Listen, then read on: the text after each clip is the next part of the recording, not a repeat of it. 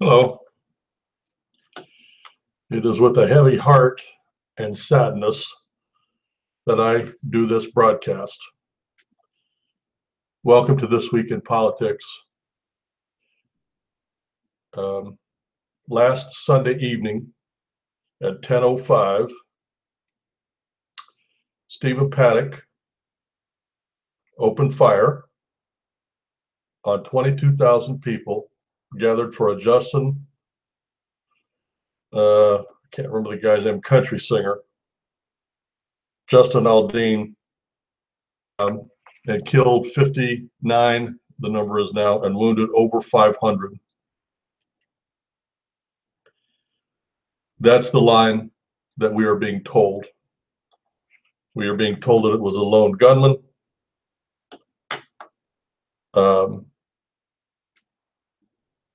But if we believe that, then there are a lot of inconsistencies. The way I want to do this first is I would like for us to take a moment of silence to honor those that were killed and those that were injured, and pray for our country. Let's just take a moment of silence, please.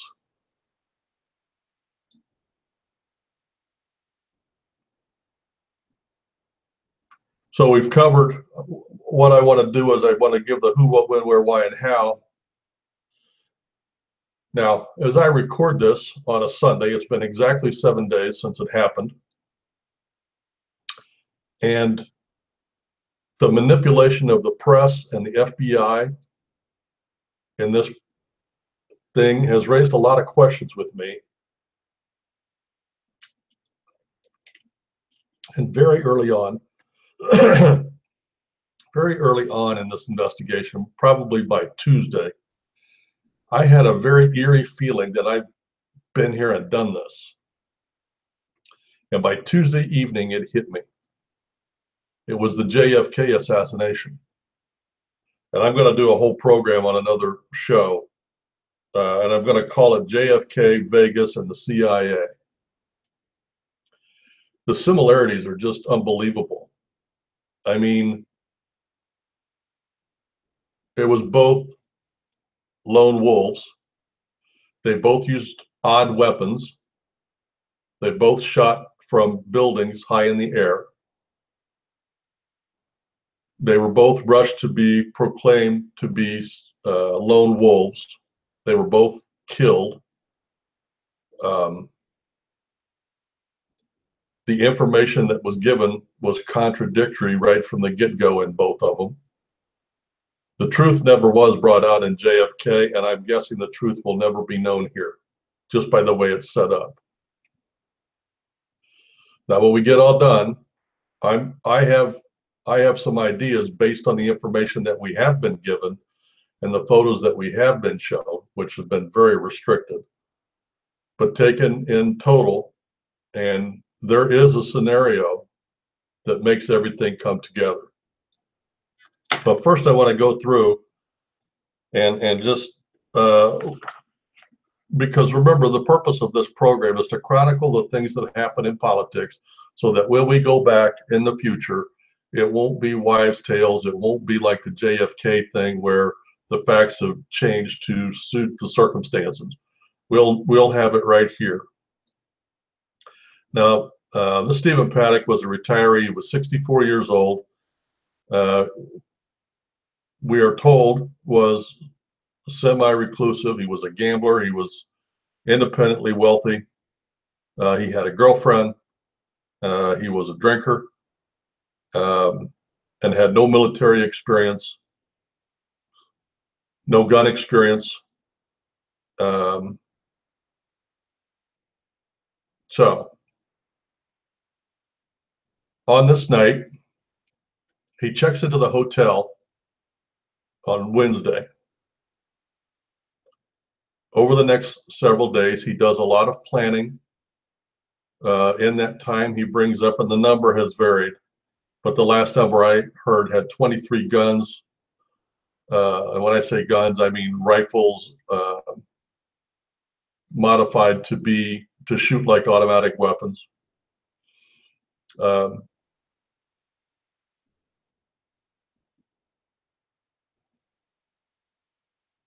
He had no record.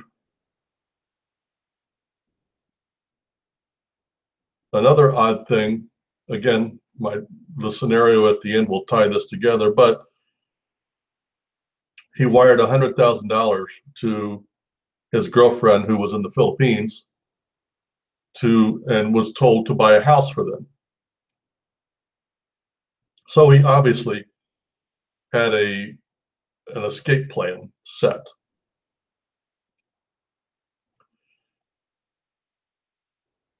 The shooting lasted, initially they said lasted for 4 minutes. We now know that's true or not true.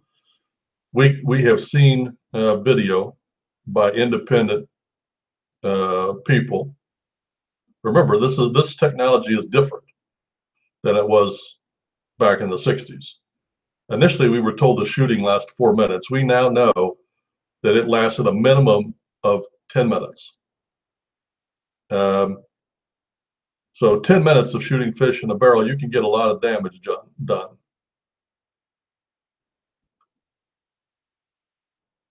It was, we are told that the shooting was all done from the 32nd floor of the Mandalay Bay Hotel, which was, now, and I want you to picture this.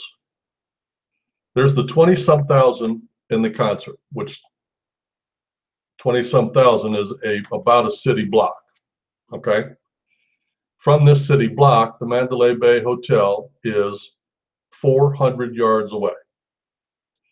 That is 4 football fields and 32 feet in the air.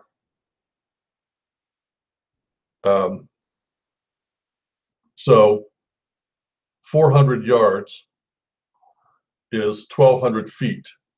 That's almost a quarter of a mile away.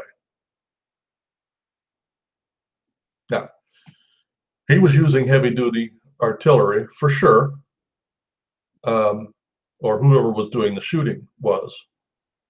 But to be a quarter of a mile away and have no military experience, no gun experience, and in a 10-minute period of time, now granted, shooting fish in a barrel, I get it, but to be able to get off enough rounds to hit almost 600 people in 10 minutes. Now, I said the shooting lasted 10 minutes. The shooting period was over a period of 10 minutes. But the shooting itself, he would shoot for, or somebody would shoot for 10 or 15 seconds and wait a minute or two. Then 10 or 15 seconds of rapid fire shooting and then wait a minute or two. And he did that for about 10 minutes. The numbers seem awfully high to me to be a quarter of a mile away with an inexperienced shooter. So that's the facts that we know of. Now, as I have been thinking about this over the week, I had a list of questions, and I want to go down these just to make sure. Now, one of the things that they said was it was on a corner. He had a suite, and it was on the corner of a building. And in the corner of this building, they said that he knocked out 2 of these windows with a hammer.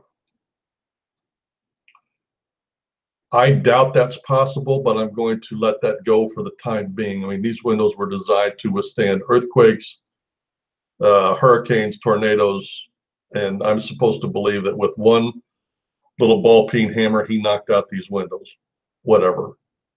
But let's say he did. If it's a lone gunman, why did he need 2 windows? Busted. When you're a quarter of a mile away and you can see what you're going to shoot at, and you're 32 flights. So let's do the math here. Let's say 32 stories times 12 feet. What is that? 30 times 12 is 360. So about 370 feet in the air. I mean, that's a long way. Why do you need to view the same view from 2 separate windows?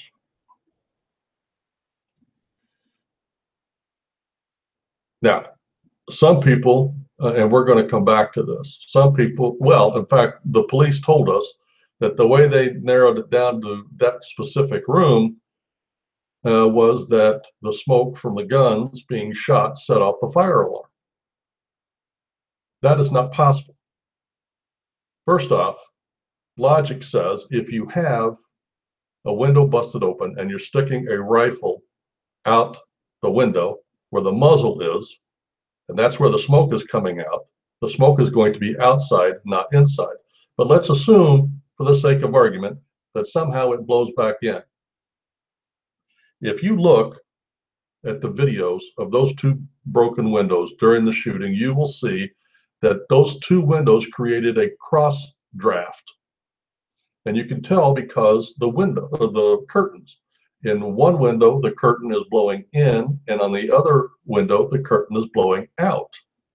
There is no possible way that enough smoke set off a fire alarm. Now, people have said, well, fire alarms are very sensitive in hotels. Okay, all right. So I'm supposed to believe that a guy that did all of this planning, had cameras set up and monitors inside, and knew he was going to be doing a lot of shooting, it never occurred to him to fix the fire alarms. I don't buy that for a second. I think it was a setup.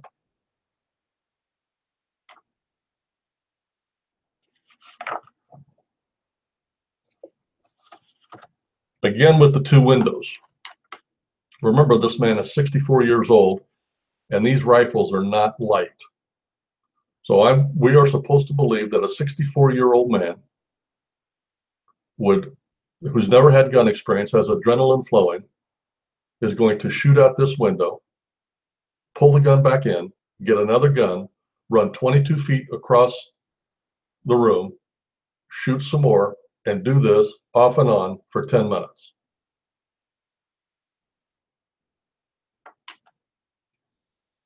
That's the official story.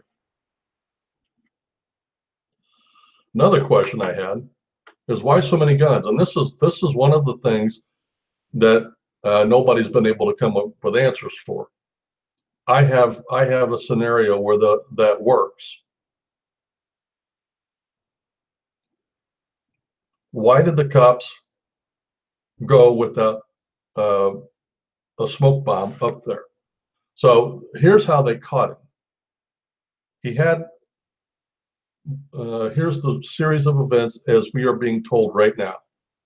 He had cameras set up in the hallway and in the apartment. When the smoke alarm went off, security from the hotel came up the hallway. The shooter saw him on the monitor when he got in front of the door, sprayed the door with bullets, got the security guy in the leg. Security guy gets on the phone, calls the main desk and tells him he's in room 32 or whatever room number it was on the 32nd floor. He's shooting and contact. Okay. Now, by this point, the cops are already on the way. They've already been told there's a shooter. We know this. It takes 70 minutes, an hour and 10 minutes before they blow the door open. We also know that the shooting ended somewhere around 10 to 12 minutes after it started. So within that 10 to 12 minute period, he sees the monitor while he's shooting from the 32nd floor, a quarter of a mile away. He takes the time to see a guy on the monitor, turns around, shoots him, and then continues with his barrage of bullets. And then it takes 70 minutes for the cops to get there. And when they get there, he's already dead. Here's another question that I have. If that scenario is true, which is what the cops are telling us, why did he stop shooting after 10 minutes? If the cops didn't get there for another hour, he could have shot for another hour. He had enough guns, he had enough ammo, and he had enough time. Why did he stop shooting? The press isn't answering that question. They don't have an answer. I do.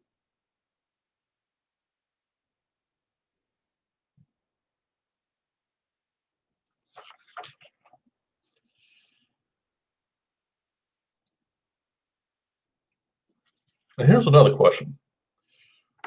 When you look at the videos, or when you look at the pictures in the apartment, now remember this is a hotel room and he had 23 rifles, well, 23 guns.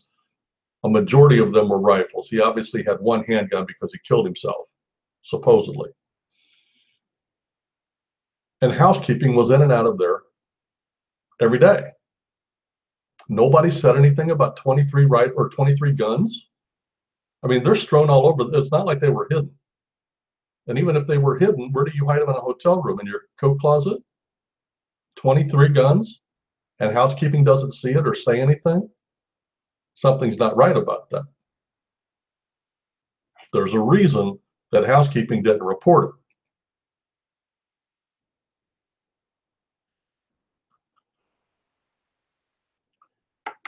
Within hours after the shooting, the bodies were still on the ground.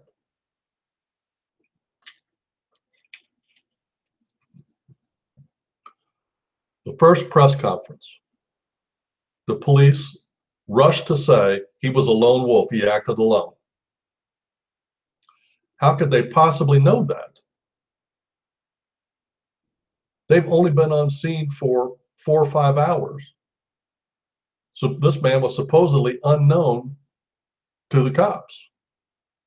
If he had no record, they had nothing to check. They knew nothing about him. And yet, they're willing to say, without looking at his phone, without going over his computer, without checking anything, they rush out and say, he was a lone wolf, he acted alone. That's impossible. They could not possibly know that. They had done no interviews. All they did was see the crime scene and run his name probably through NCIS or possibly through the FBI, and to get the information back. And even doing those two things would take longer than a couple of hours. The most they could have done was make a couple of phone calls. And from a couple of phone calls, they've determined this guy is a lone wolf. That is a scenario that was made up. And now they're trying to arrange the evidence to fit that scenario.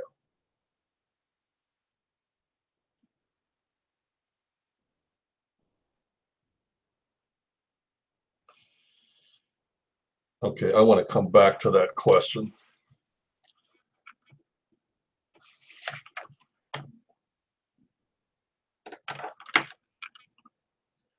So the next question is, if there were multiple shooters, how many were there? Well, that's a good question. Now, most of the press and most of the pundits and most of the conspiracy theorists, when they are asked this question, are looking at 2 shooters. I disagree. And I'm not a conspiracy theorist, by the way. I'm going strictly by the facts as they are given to us now. I believe there were multiple shooters. I believe there was probably somewhere around a half dozen. And if you look at the facts, when I go back through this and redo this scenario to that makes the facts fit what we know, you will see that is more likely than the scenario the cops are trying to get us to believe right now.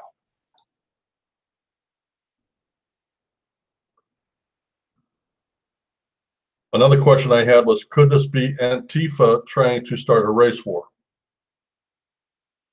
It could be. I think that if I had to give it a percentage, I'd say that's probably a 30 or 40% chance. I think it's more likely to be an organized, well-funded, well-planned, well thought out, highly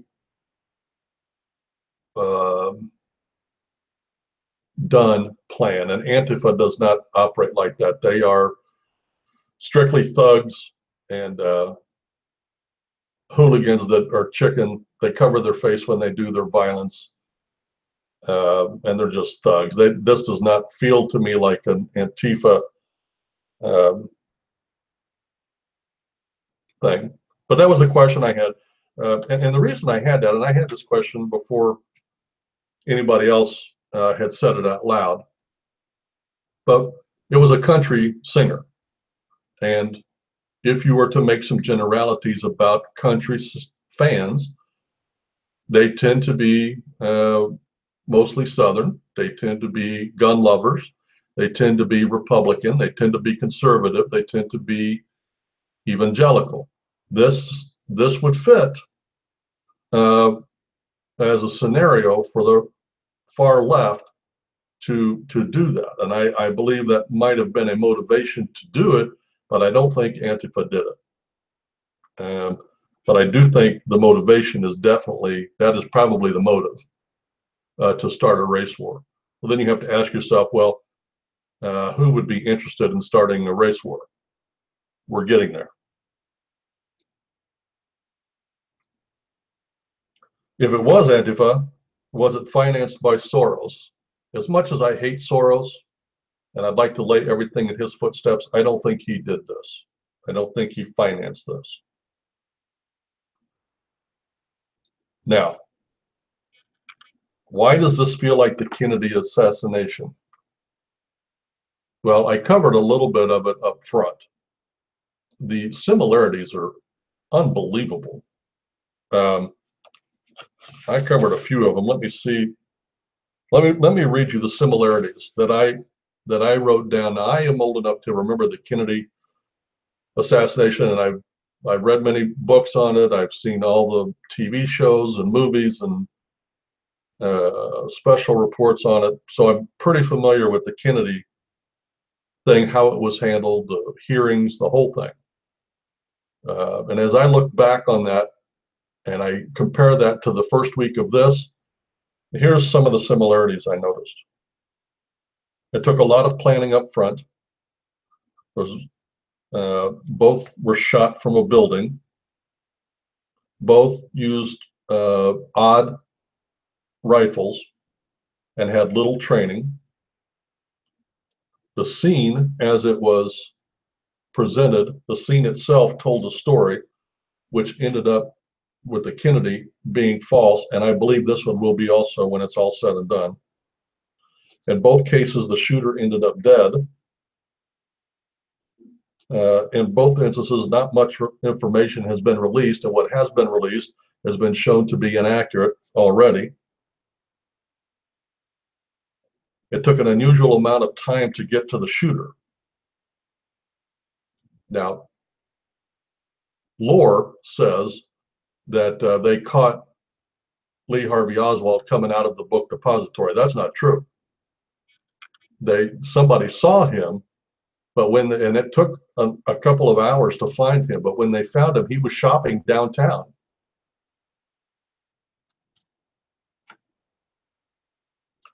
Another similarity was the conclusions were made quickly by the police with little or no information. Now, whenever people hear information like this, they say, yeah, but what would be the motive? Well, let me ask you this. What was the motive for killing Kennedy? We're 60 some years later and he's dead, and we think we know who did it. And does it really matter who did it? What was the motive? I don't know the motive. I think I know, but we don't know for sure what the motive was. In both instances, the FBI took over the investigation over the objection of the local police.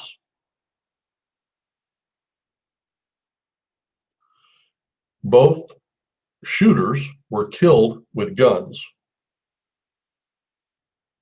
Both used unusual weapons. One of the ways that they disproved that Lee Harvey Oswald killed Kennedy was the type of gun that he used was a rifle where you would take a shot and you had to take a handle and crank the next bullet into the chamber and shoot and crank again, shoot, crank again.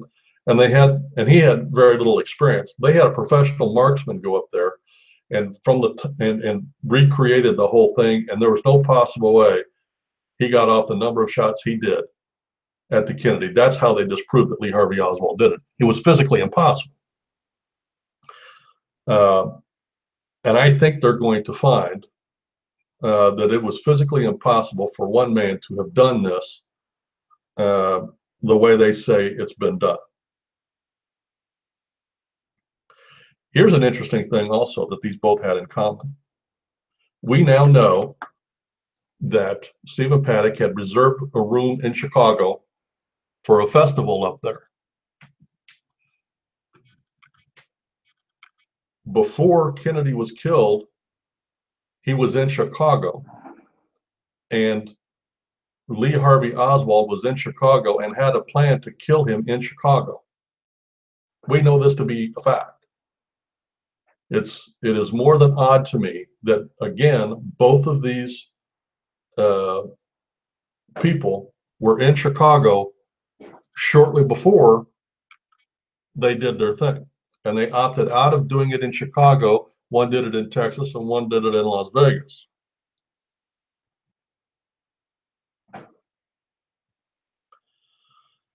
The time between the shooting in both instances and the police getting to the shooter was an unusually long amount of time. Remember, 70 minutes from the time the call went out in Vegas, and a couple of hours between the time Kennedy was shot and the time that they got Lee Harvey Oswald shopping downtown. And I'm sure there's other similarities between the two, but that's very odd. That's why it felt like deja vu all over again. And when I finally put my finger on why it felt that way, then it became obvious to me that this was no lone wolf. This was no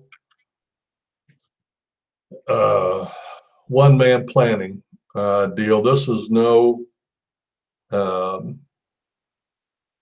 this was well-funded, well thought out, well planned, and carried out by multiple people. There's no question in my mind about that.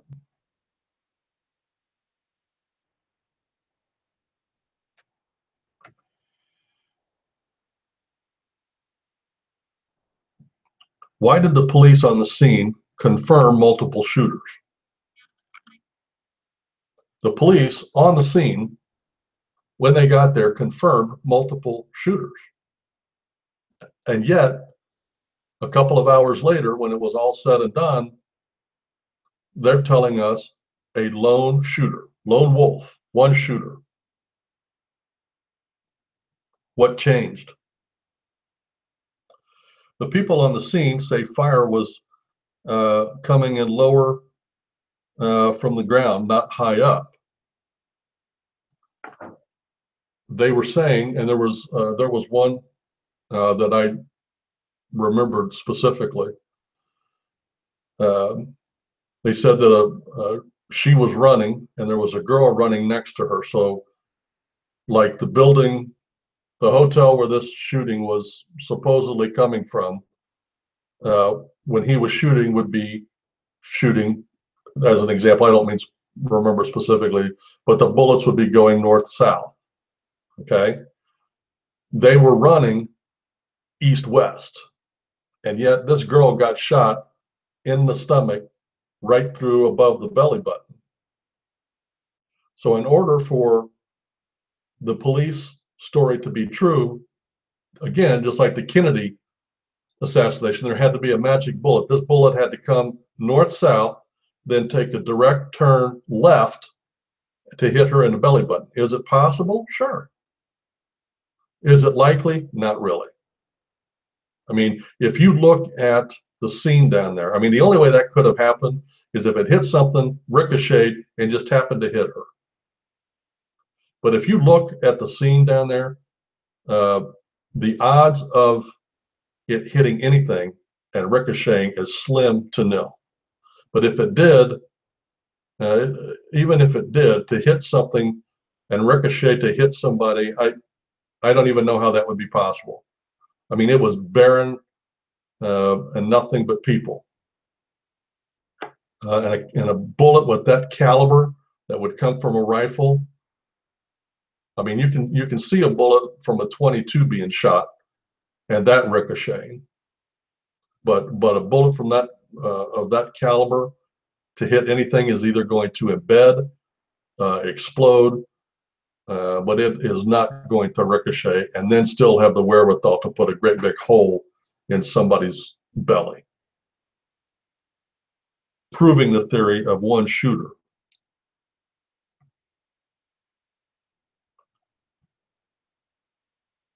There were multiple people on the scene saying that the bullets uh, were coming more parallel to the ground, like somebody was standing on the ground shooting, spraying from inside, not from up top. There was an ex-FBI agent called Clint Van Zant. He listened to the video, watched the video, and he has concluded that there were at least two different guns. Now, the cops want us to believe that when you hear what you think you hear is two different guns was echo. And I believe it's possible that some of that was echo. I'm not convinced that it was all echo, and I'm not convinced that it happened every time he shot. There are only a couple of times, and again, this disproves the single shooting theory. If it was echo, every time he shot, now when he shot, he would shoot ba ba ba ba ba ba ba ba ba ba ba. If it was the same shooter from the same spot, then every time then you would hear ba ba ba ba ba ba ba ba ba. And you don't. You only hear that once or twice. So that means that he was in different locations. And there was burst of shooting, and I have not counted, but I would guess 6 or 7 or 8 different times. But you only hear the echo once or twice. Again, disproving one shooter theory. And mind you, this is an ex-FBI agent that said this. This isn't some conspiracy theorist or some nutball out there trying to stir up something. This is an ex-FBI agent that looked at and listened to the tape, and he has concluded there were at least two different guns being used. Another question I had is, if he was doing this as a suicide mission, why would he send money to the Philippines and tell his girlfriend to buy a house for them? He obviously had an escape plan. He was planning on leaving.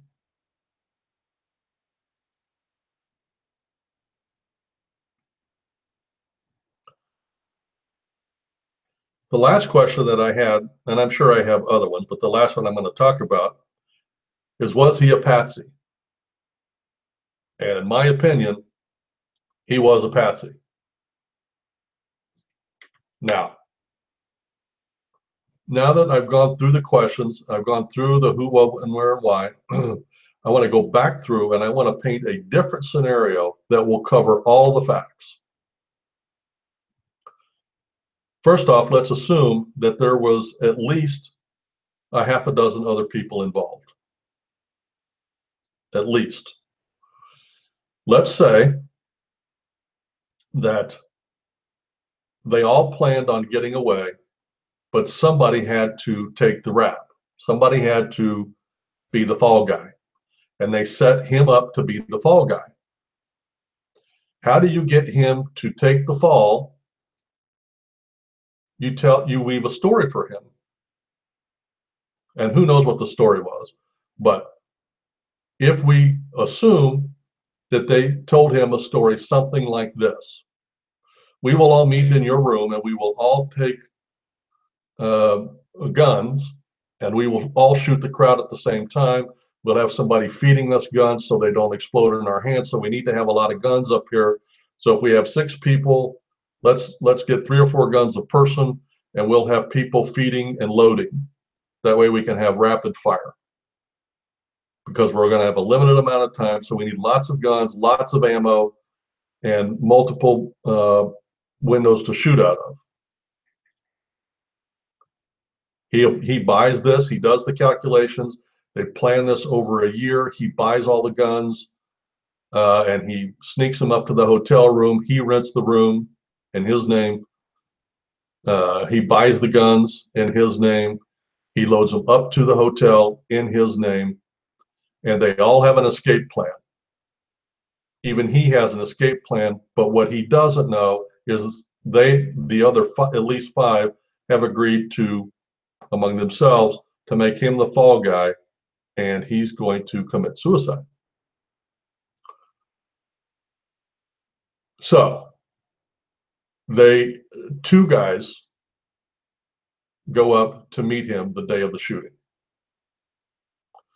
The other four guys go to different areas, whether they're on the ground, whether they're in another hotel, whether they're on a different floor in this hotel. But they are all within the same general area. The two that go up to his room, they carry out the plan. They punch out two windows because there's going to be two shooters. They've got a guy behind that's feeding them the guns. After the first shooting round, as he turns around, he is shot in the mouth.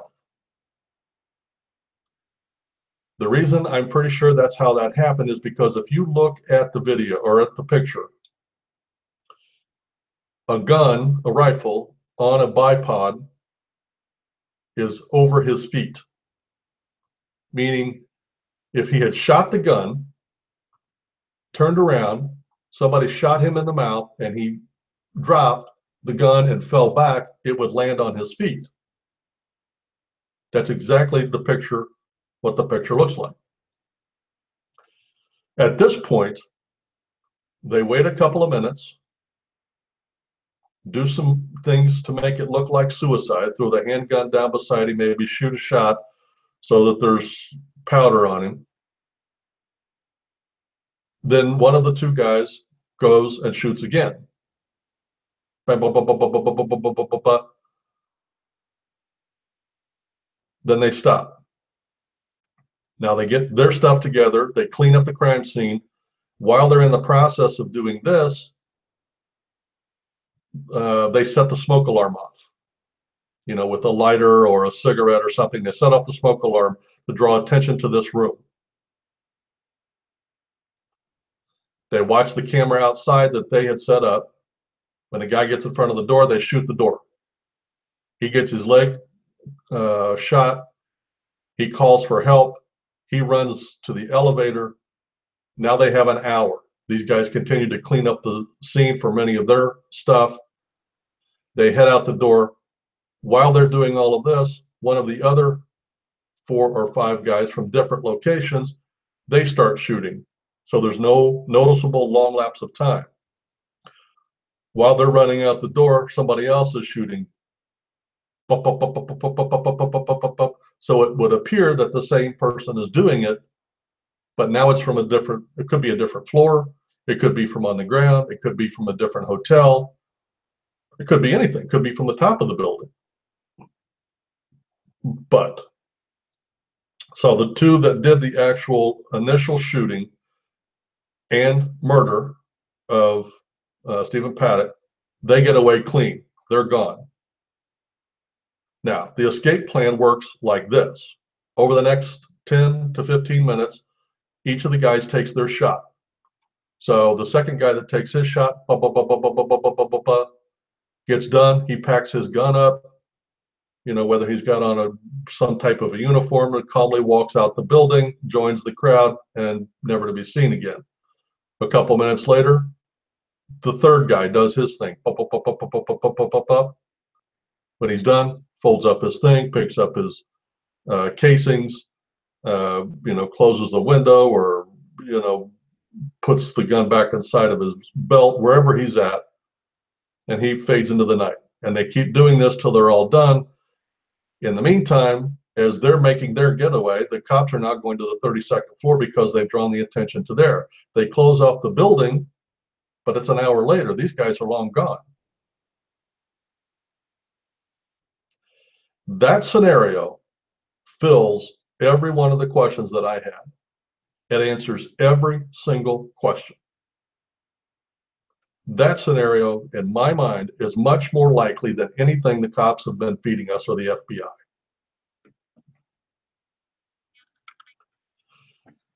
Now, who did it?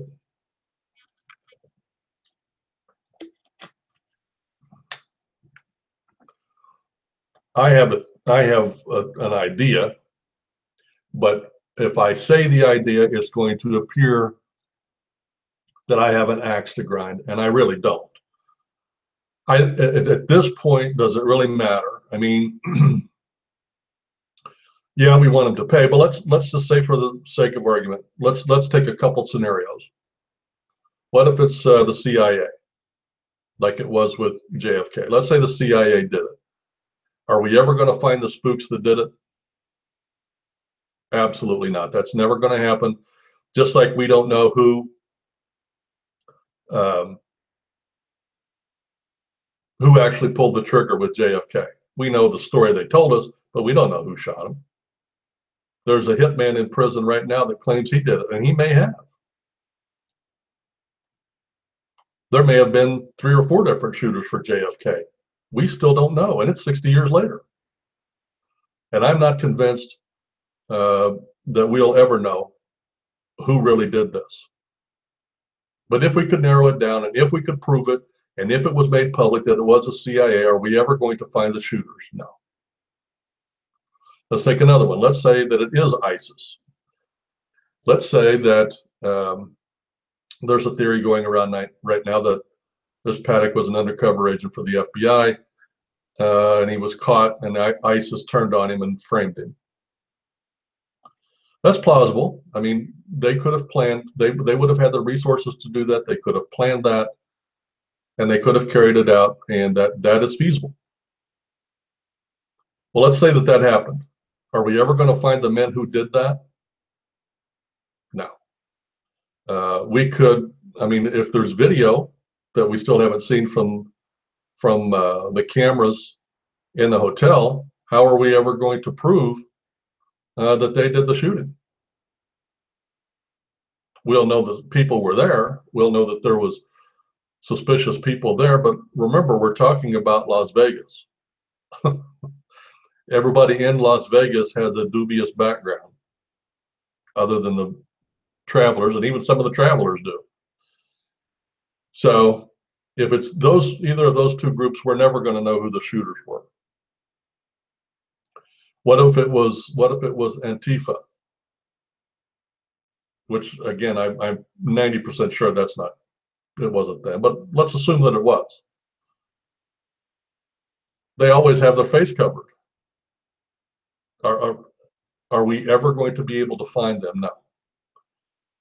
Whoever set this up has set it up in such a way, and it will end in such a way as, even if there's questions around it, even if we can 100% prove that it was not Steve Paddock, they have arranged the proof, they've arranged the crime scene, they've arranged everything in such a fashion that the individuals who actually did it will never be identified.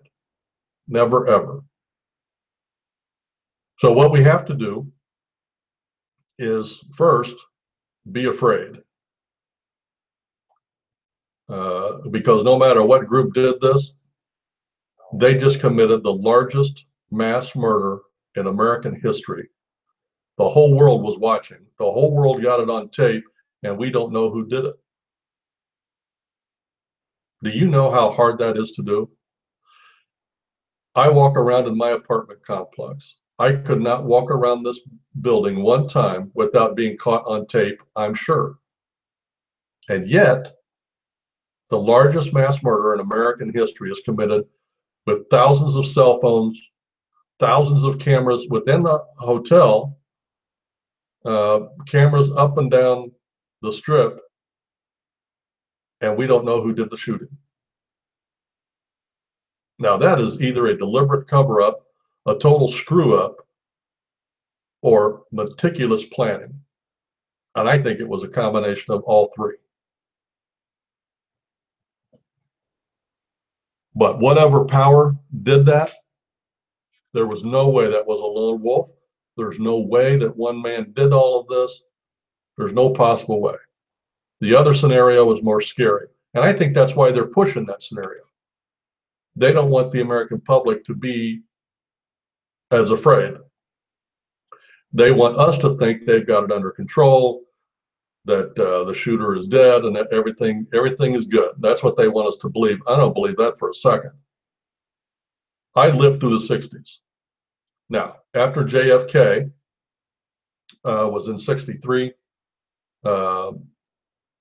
in 68, Robert Kennedy was killed, and Martin Luther King was killed. That whole decade was filled with assassinations of major proportion, disrupted our country, caused chaos.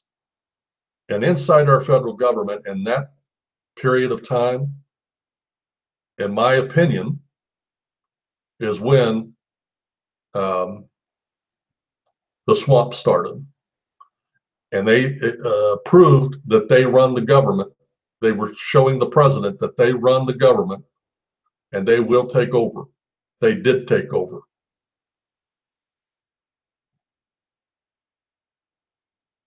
The deep state committed those three assassinations, in my opinion, to exert control and take over the executive branch. And I believe that's been done since the 60s. Trump went in there and is trying to clean the swamp. And I don't think it's any coincidence that this has happened. And if I'm right, in this decade or in the next 8 years, we're going to have a couple of more of these instances that will thoroughly shake our confidence in our government. And it's designed to be that way. Because when a people get scared, they turn to the government for protection. And so they should. But the sad part is the government is the one that's doing it.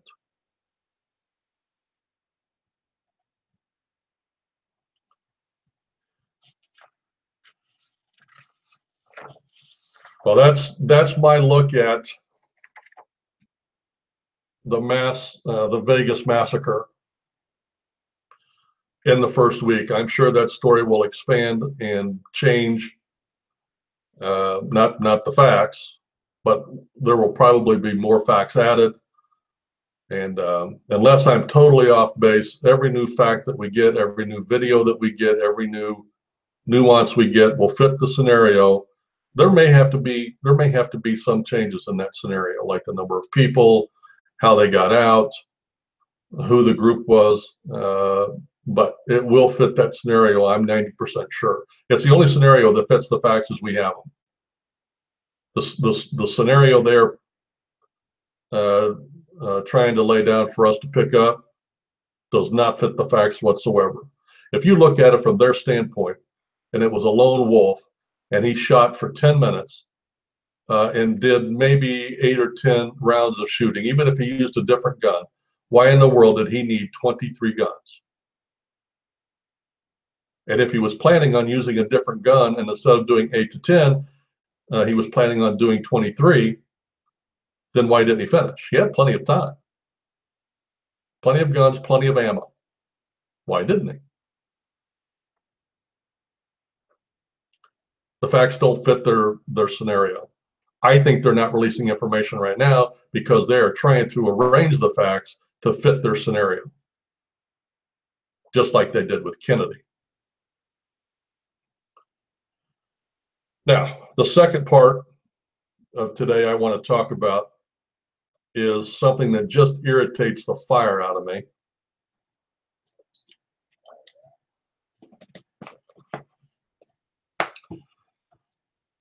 Within hours, and I mean within hours, the bodies weren't even cold yet. Hillary Clinton comes out and jumps on and says we have to stop the NRA. So we have a shooting and now we blame the guns. That's the dumbest logic. I hate that because, let's not blame an individual. Let's not blame accountability.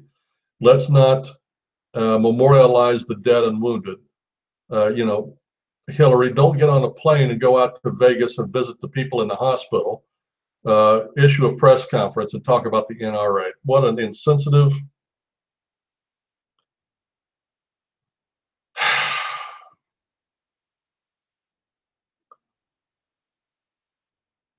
Now,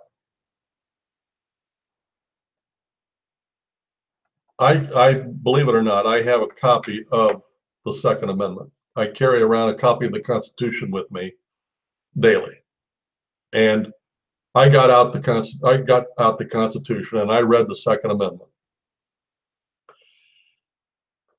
And there are people that argue about every little thing. The Second Amendment was not written so you can hunt. It was not written so you can kill animals.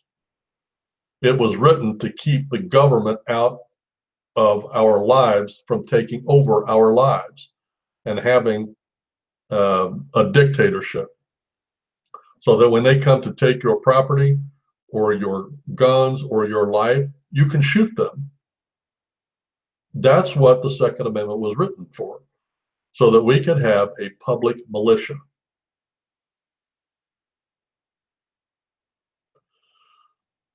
It never ceases to amaze me that the Democrats' first thing they say is gun control. You never hear a Republican talk about that. Why? Why do you think that is? Why do you think the Democrats want to get rid of guns? We'll answer that in a few minutes. I thought this was hilarious. Jimmy Kimmel, who I've never liked. I think he's a poor excuse for a comedian, but he has a late night talk show, and he got on there and lectured. He lectured on gun control. He is, of course, a ultra left-wing liberal, but a late night TV host is lecturing us on gun control. Seriously? Silly. Automatic weapons in this country are basically illegal. Semi-automatic weapons, you have to jump through a lot of hoops for, which means extended background checks, extended waiting periods. There's hoops. They're set up for that purpose. And Stephen Paddock jumped through all the hoops. He got semi-automatic weapons. Now, he modified them so that they would shoot like automatic weapons. And I don't remember, bump stock, I think is the name. They do something to the stock of the rifle so that as you pull the trigger one time, it shoots like an automatic weapon.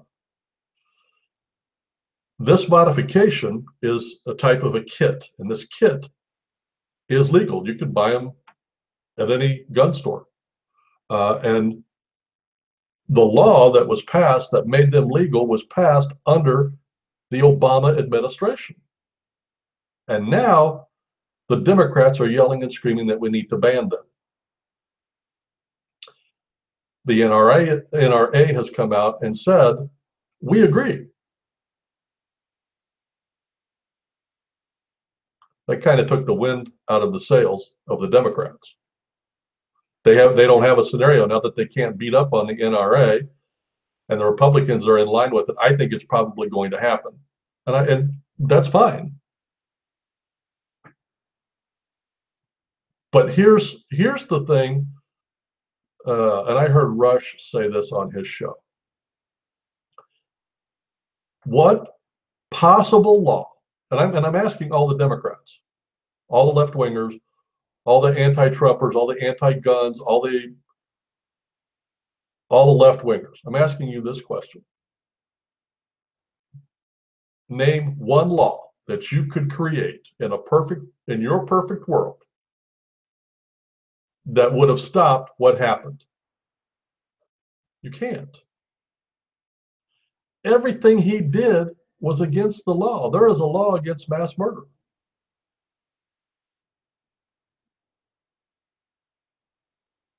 But there is no law that you could pass. So you say, okay, we could ban all guns. Really? How did that work down in Venezuela? They now have a dictator because they confiscated all the guns. However, Sweden, who everybody has guns, has one of the lowest crime rates in the world. You want to look right here in this country? Strictest gun laws in this country is Washington, D.C. and Chicago. Guess who has the highest murder rates? Washington, D.C. and Chicago. Dumbest logic, and no matter what proof you show lefties, no matter what, they are just rabid. All they do is they have one mantra: no guns, no guns, no guns. Guns kill people. No, they don't. People kill people. There's no law you could create. There's nothing you could do that would have stopped what he did.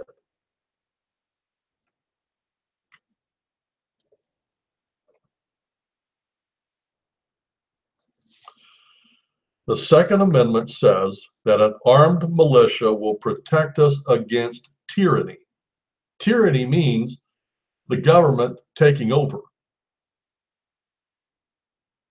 Now, I'm sad to say that, in my opinion, our government has already been taken over. It was a quiet coup, but the deep state runs the government. The next step for the left is to try to get our guns, and the second they do that, we're done. We're done.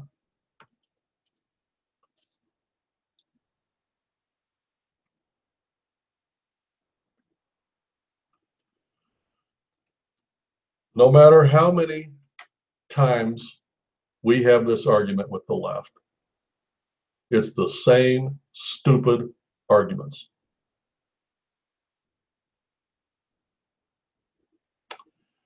If you ask a politician from the left, should we confiscate guns, even if it were possible to do that, should we? Absolutely. And you said, okay, well, let's start with your bodyguards. Oh no, we can't do that. I have to be protected. In fact, I remember they were talking to I can't remember his name, that black congressman from New York, and he made a slip of the tongue.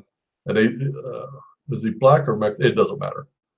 But they asked him about confiscating guns, and he said yes. They said, well, what about your people? And he said, oh no, we deserve to be protected. And then he caught himself and he said, well, we have, we need to be protected. The slip of the tongue was exactly what they on the left believe. They deserve to be protected. We, the people, do not deserve to be protected. You see, it's the goal for the left is to confiscate the guns from all of us gun-toting, Bible-loving, homophobic people, and the only people that have the guns are the left and the elites. And as long as they've got the guns, then they run the government and everything's good. What keeps them in check is we the people. And that's the beauty of the Constitution. That's why it was set up that way. It was purposely set up in that fashion so that they couldn't take over. Imagine, just imagine a United States where we the people don't have guns.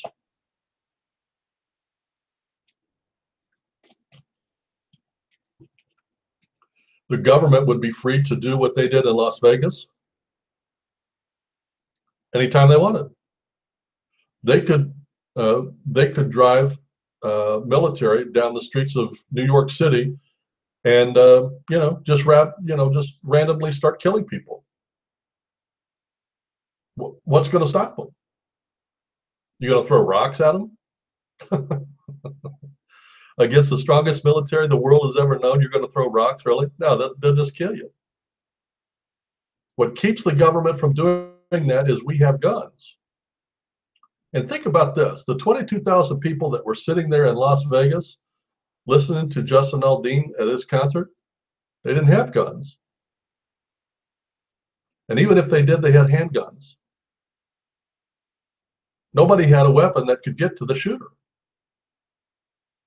That's the scenario that the left wants. They want that scenario where they have the power, they have the guns, and we don't. What happened in Vegas was a microcosm of what the left really wants. They want us defenseless and like fish in a barrel, and they want to be above us, raining their will and their power down on us. That's what the left wants.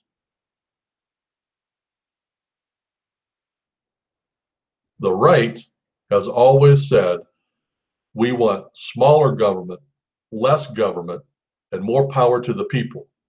That's why Trump got elected. Power against a government or a military means guns. The countries that don't have guns have dictators. Why? Because they can.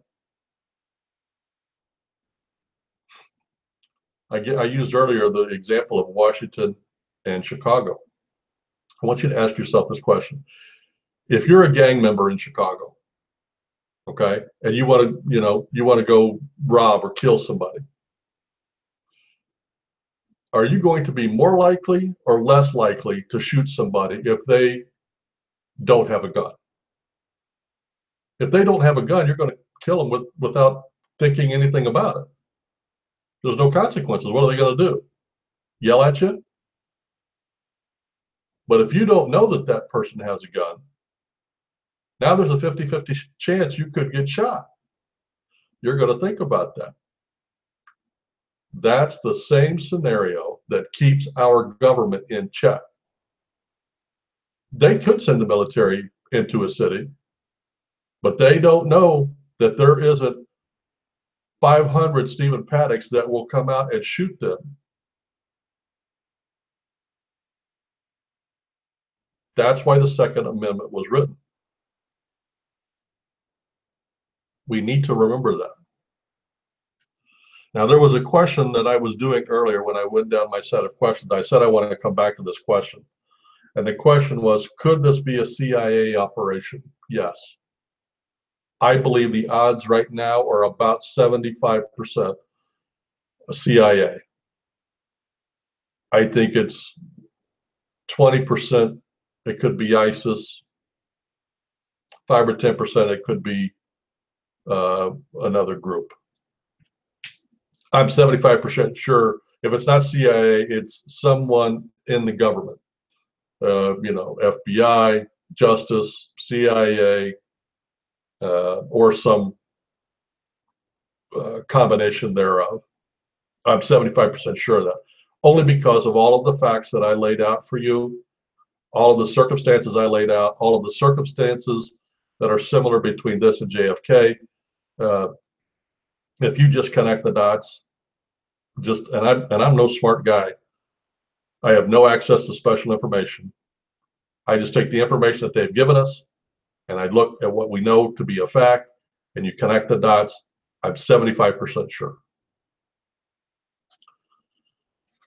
Well, that's going to be about all I want to do today. I was going to do current events, but in the, let me see what, before I sign off, let me see what I had. No, I don't want to do that one. I just feel like this story is so big and so important that I don't want to muddy the water. But on the other hand, the whole purpose of this doing this program was so that we could connect the dots. Now these items seem to be so mundane when you compare it to what happened in Vegas and the political arguments that we're having about gun control. I don't want to do that.